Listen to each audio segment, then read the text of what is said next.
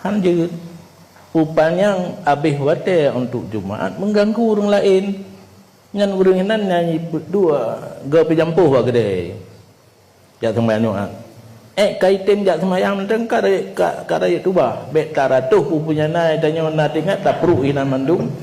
Yang geyu upanya sembahyang. Nyam tiroh nak. Mata orang Jumaat kuluhu ka ayat. Lu memang tu.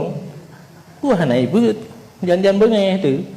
Ada hana Jumaat dengan munafikun kan sabihis dengan hal ataka tak baca berita jam baca tapi buru baterai nyai ja baca surat Jumaat di kanaho nyampi hanagat ke hanagat nyotamam baru got mensihankan hanagat gat surat pening kaki jamainya libat takoh sabah surat dua kali baca dua rakaat gat surat pening bicalah kulhu dengan kuliah ayyuhal kafirun.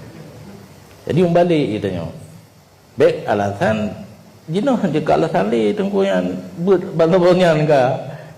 Nyo kan? Hai hino kah na tom mereka yang bekat Honda-nya si nyo ka beut.